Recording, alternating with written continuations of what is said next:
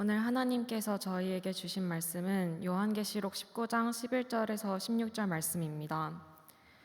또 내가 하늘이 열린 것을 보니 보라 백마와 그것을 탄 자가 있으니 그 이름은 충신과 진실이라. 그가 공의로 심판하며 싸우더라. 그 눈은 불꽃 같고 그 머리에는 많은 관들이 있고 또 이름 쓴 것 하나가 있으니 자기밖에 아는 자가 없고 또 그가 피 뿌린 옷을 입었는데 그 이름은 하나님의 말씀이라 칭하더라. 하늘에 있는 군대들이 희고 깨끗한 세마포 옷을 입고 백마를 타고 그를 따르더라. 그의 입에서 예리한 검이 나오니 그것으로 만국을 치겠고 친히 그들을 철장으로 다스리며 또 친히 하나님 곧 전능하신 이의 맹렬한 진노의 포도주 틀을 밟겠고 그 옷과 그 다리에 이름을 쓴 것이 있으니 만왕의 왕이요 만주의 주라 하였더라.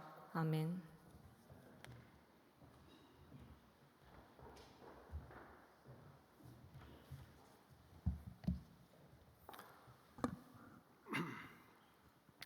오늘은 말씀드렸듯이 교회력의 마지막 주일입니다. 그리고 이날에 우리는 많은 교회들과 함께 예수 그리스도는 세상의 임금입니다 라고 선포를 합니다. 오늘 우리가 찬양을 했듯이 예수 그리스도는 영광의 주, 하늘과 땅의 주 라는 것이 우리의 찬송만일 뿐만 아니라 세상에 선포하는 우리의 소리라 하는 것이죠.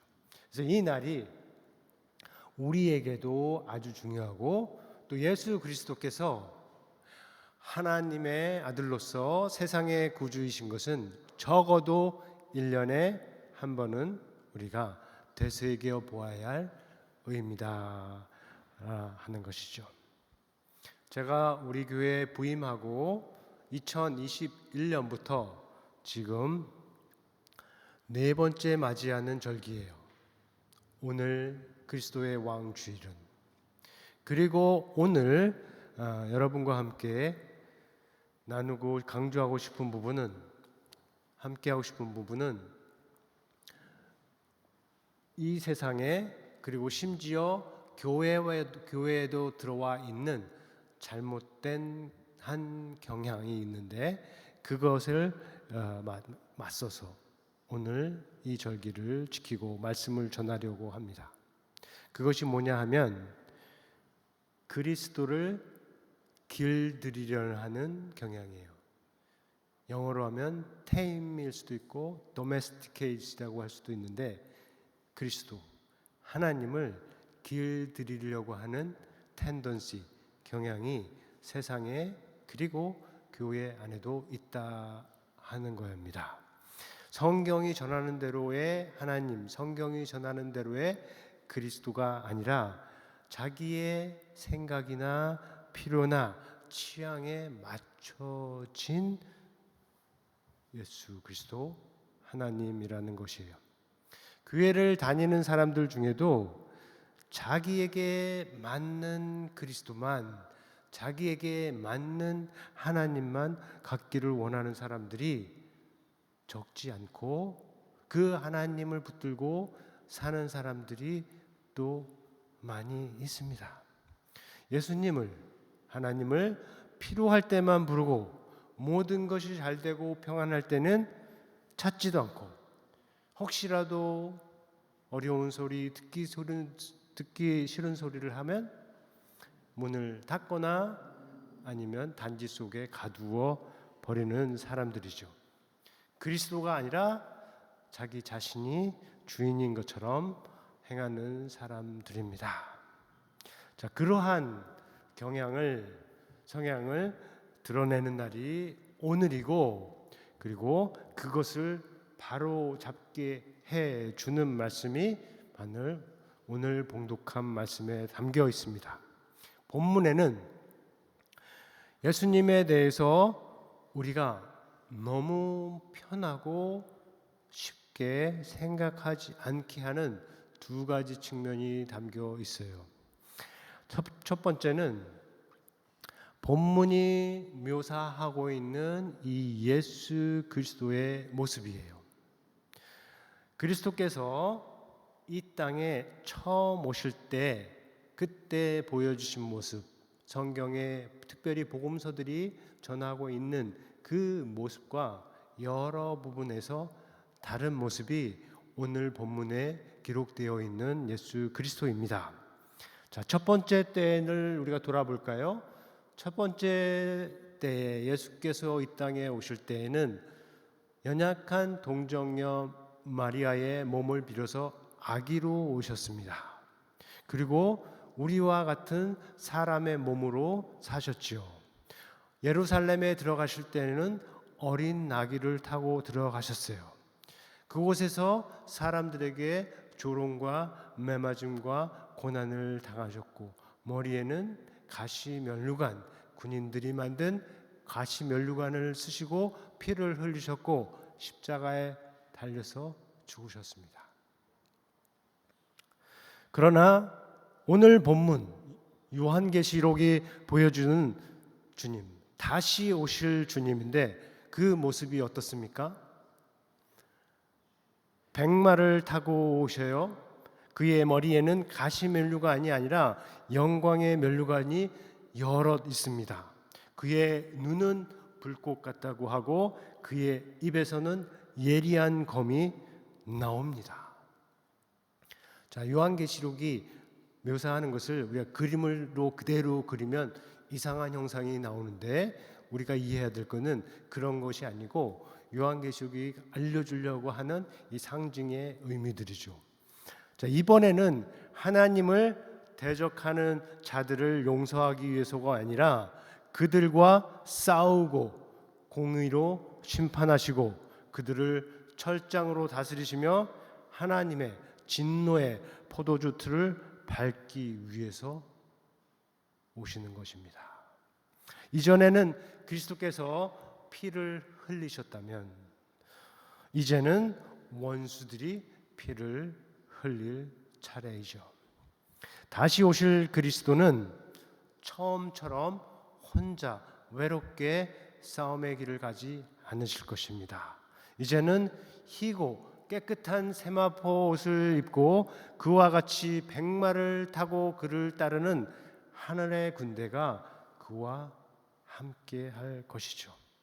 그렇게 오는 자의 옷과 다리에는 만왕의 왕 만주의 주라는 이름이 새겨 있어요. 한번 같이 해볼까요? 만왕의 왕 만주의 주. 네, 바로 이 이름이 앞에서 언급한 한 첫 번째 측면에 이어지는 두 번째 측면이 돼요. 이 이름의 의미에 대해서 여러 가지를 생각할 수 있겠지만 이 이름이 처음 소개되는 신명기를 통해서 우리가 생각을 해볼 수 있습니다. 함께 볼까요? 신명기 10장에 보면 이런 말씀이 있어요. 너희의 하나님 여호와는, 이건 모세가 이스라엘 백성에게 하는 말입니다. 신 가운데 신이시며 주 가운데 주시오. 크고 능하시며 두려우신 하나님이시라.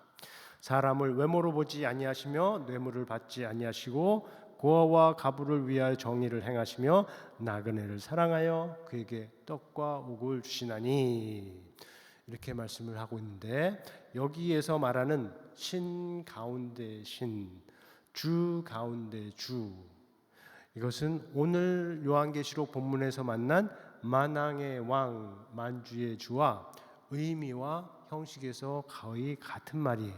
영어로 하면 더 일치함을 볼 수 있을 겁니다. God of gods, King of kings, Lord of lords 라고 이렇게 되어 있죠.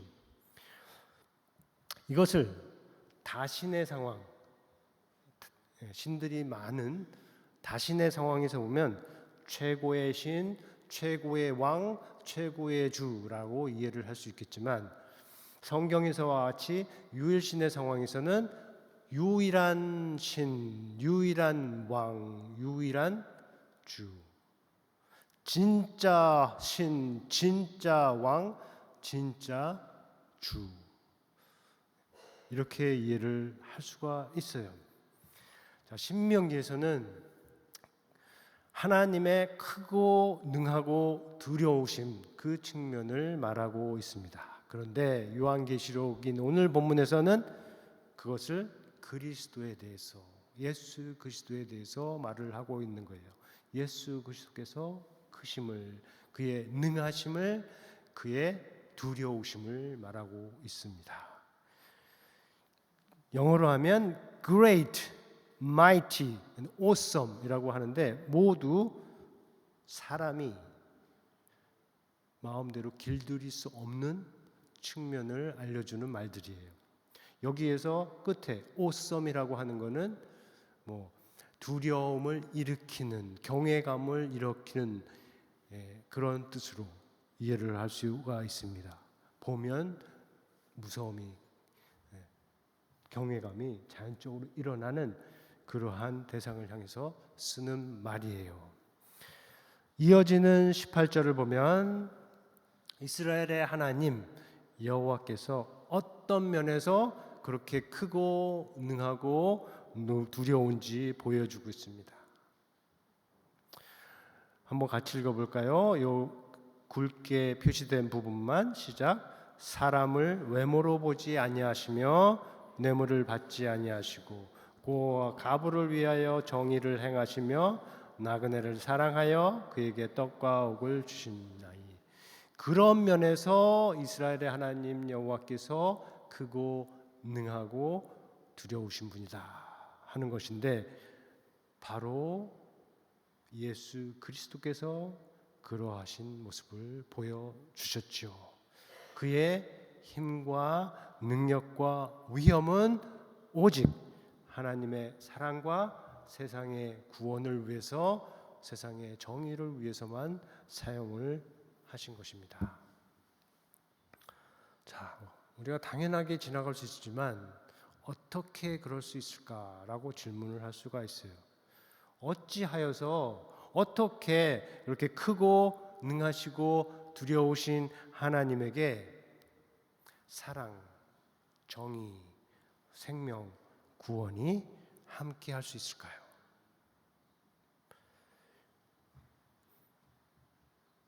이 둘이 서로 대치하는 것이 아니기 때문에 그렇습니다. 항상 함께하기 때문에 그래요. 지극히 높은 곳에 계신 하나님은 지극히 낮은 곳에 있는 사람과 함께 하신다고 하셔요. 마찬가지로 지극히 능하신 하나님께서 지극히 연약한 사람과 함께 하시는 것은 자연스러운 거죠. 성경적으로 보면 지극히 자연스러운 것이라 하는 것인데, 세상적으로 보면 이것이 거의 불가능한 것이 되었어요. 하나님의 정의와 하나님의 사랑이 마치 함께 할 수 없는 것처럼, 하나님의 능하심과 하나님의 연약하심이 함께 하실 수 없는 것입니다. 부드러우심이 함께 하실 수 없는 것처럼 세상은 그러한 생각을 사람들 속에 심어 놓고 있고, 많은 교회에 다니는 분들도 그렇게 생각을 하고 있습니다. 하나님에 대해서도 그리스도에 대해서도 그렇게 하고 있는데, 우리는, 여러분은 그렇게 하지 말아야 한다. 우리가 예수 그리스도에 대해서 생각할 때 갖는 이미지들이 있어요. 상징들이 있습니다. 언어들이 있어요. 성탄절과 부활절을 지나면서 자주 만나게 되는 그림은 어린 양이죠. 어린 양. 우리를 위해서 고난을 당하시고 죄를 가져가신, 끌려가는 그리스도의 희생을 잘 보여주는 이미지이고 상징이에요. 그런데 이게 전부가 아니잖아요. 사자도 있잖아요. 사자. 우리를 위해서 싸우지만 또한 우리 안에 두려움을 일으킬 수 있는 존재, 사자. 그 이미지와 사자가 있습니다. 자, 어린 양과 사자, 이 둘은 서로 따로 생각할 것이 아니라 그리스도에 대한 우리의 생각에 항상 함께 있어야 해요. 어린 양 이미지에 치우치면 어떻게 됩니까? 악과 싸우시고 멸하시는 사자 같은 그리스도의 권세를 놓칠 수가 있어요. 사자에 치우치면 자신을 내어주는 그리스도의 대속적 희생을 놓칠 수가 있는 겁니다. 그러나 우리가 알고 믿듯이 우리에게는 그리스도는 세상 죄를 가져가신 어린 양이시지만 동시에 원수들을 멸하시는 사자와 같은 분입니다. 우리가 찬양하듯이 그가 다시 오실 왕이고 만왕의 왕이요 또한 만주의 주다. 예수 그리스도는 우리가 정말로 잘 배워야 합니다. 성경에서 말씀하시듯이 잘 배워야 합니다. 예수 그리스도는 분명히 우리의 필요를 채워주시는 분이에요. 많은 사람들이 예수님의 이름으로 기도를 해서 원하는 것을 받습니다. 위로를 받고 치유를 받고 힘을 받고 능력을 받고 심지어 프로모션까지 받는 그러한 일들을 겪지요. 예수님은 친구도 되어 주셨습니다. 다른 사람이라면 쳐다보지도 않을 사람들이라도 예수님은 기꺼이 가까이 다가오셔서 친구가 되어 주셨습니다. 친구라면 내가 무엇을 하든 나에게 잘해 주죠. 따뜻하게 대해주고 친절하게 말해줍니다. 예수님도 분명 그렇습니다. 그러나 다시 한번 강조하면 그것이 전부가 아니죠. 그리스도는 또한 우리의 주님이십니다. 우리만의 주님만이 아니라 이스라엘의 하나님의 경우처럼 세상의 창조자, 구원자, 또한 심판자로서 그런 것입니다. 귀신들도 알아보고 도망가는 분이었어요. 배를 뒤집는 폭풍조차 말씀으로 잠잠케 하시는 분입니다. 그래서 우리를 엄하게 대하실 수가 있고 우리를 두렵게 하실 수가 있고 우리가 할 것과 하지 말 것에 대해서 명령을 하실 수가 있어요. 우리가 구하는 것을 주시지 않을 수가 있고 원하는 것에 정반대를 주실 수 있습니다. 어떻게 생각하세요? 예수 그리스도가 그런 분이라는 걸 어떻게 생각을 하세요? 그런데 이 두 번째 측면을 놓치지 말아야 합니다. 잃으면 안 됩니다. 첫 번째 측면만 따뜻하고 부드럽고 친근한 측면만 붙으면 예수님 반쪽만 갖는 게 아니라 예수님 전부를 읽고 성경도 읽고 하나님도 읽고 교회를 예수님을 믿지 않는 사람보다 더 불쌍하게 될 수가 있어요. 여러분은 예수님의 어린 양 되신 측면과 사자 된 측면을 모두 다 항상 붙드실 수 있기를 예수님의 이름으로 축원합니다. 그것이 가정에서도 그래야 되고요. 교회 안에서도 그렇습니다. 교회 안에 목사님 같은 가령 저 같은 목사님이 너무 친근하고 따뜻하기만 하면 성도가 약해질 수가 있어요. 때로는 엄하게 강하게 해야 될 필요도 있습니다. 그런데 이 시대가 참으로 험악해서 그렇게 하면 삐치고 교회를 떠나고 하는 부분들이 있어서 힘들게 되는 것이죠.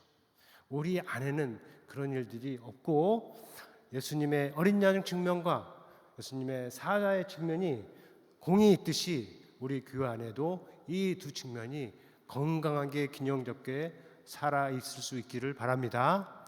그래서 혹시라도 제가 여러분에게 싫은 소리 하면 삐치지 말고 화내지 말고 교회 떠나지 말고 저한테 편하게 오셔서 대화할 수 있는 그러한 건강한 교회가 되기를 예수님의 이름으로 축원합니다. 우리 들은 말씀 생각하면서 거듭의 기도 시간 갖겠습니다.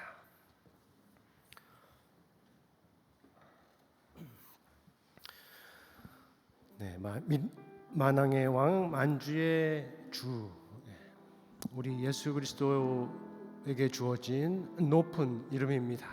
이 이름에 맞는 주님으로서 우리가 믿음 생활을 할 수 있게 해주시고 예수님을 대할 수 있게, 경배할 수 있게, 따를 수 있게 인도하여 주시고, 그것을 위해서 마음에 담고 기도하는 우리 모두가 되기를 바랍니다.